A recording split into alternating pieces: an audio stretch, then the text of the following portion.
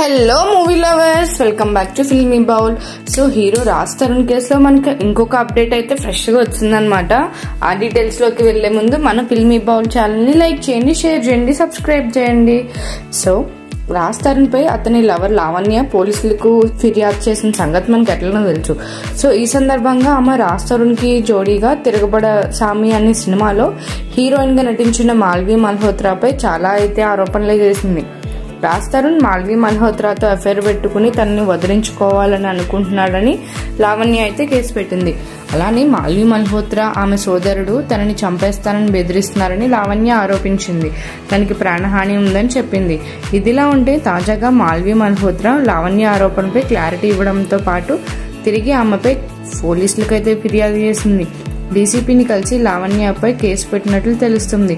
ఈ సందర్భంగా ఆమె మీడియాలో మాట్లాడింది. రాజ్ తరుణ్ నాకు కేవలం ఫ్రెండ్ మాత్రమేనని, మా ఇద్దరి మధ్య ఎలాంటి రిలేషన్షిప్ లేదని మాల్వి మీడియాకి తెలియజేసింది. లావణ్య ముఖం కూడా నేను ఇంతవరకు చూడలేదని, రాజ్ తరుణ్ వ్యక్తిగత జీవితం గురించి నాకు ఎలాంటి విషయాలు తెలియవని మాల్వి పేర్కొంది.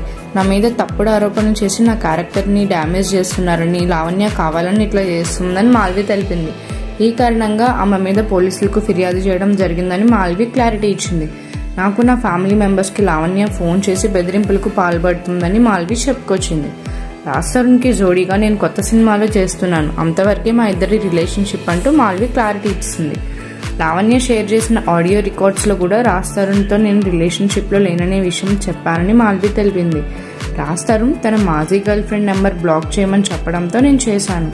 అయినా మా నాన్న నెంబర్కి ఫోన్ చేసి మరీ బెదిరిస్తుంది, చంపేస్తానని వార్నింగ్ ఇచ్చింది. హిమాచల్ ప్రదేశ్లో ఉన్న మా ఫ్యామిలీ మెంబర్స్ని ఆమె అలా ట్రాక్ చేస్తుండడం, ఆమె చేసిన పని వల్ల నా ఫ్యామిలీ టెన్షన్ పడుతుంది. వీటన్నిటికీ ఆమె సమాధానాలు చెప్పి తీరాలని మాల్వి మల్హోత్రా మీడియాకు తెలిపింది. నా మీద లావణ్య వ్యక్తిగతంగా నా ఇమేజ్ డ్యామేజ్ చేసే విధంగా చేసిన ఆరోపణలు, బెదిరింపులపై కంప్లైంట్ చేసినట్టు మాల్వి తెలియజేసింది. లావణ్య ఇచ్చిన ఫిర్యాదుపై ఆమె తిరిగి పోలీసులకు ఎలాంటి ఆధారాలు సమర్పించలేదని తెలుస్తోంది. ఈ ఇష్యూపై రాజ్ తరుణ్ కూడా లీగల్ గా వెళ్లాలని అనుకుంటున్నాడు.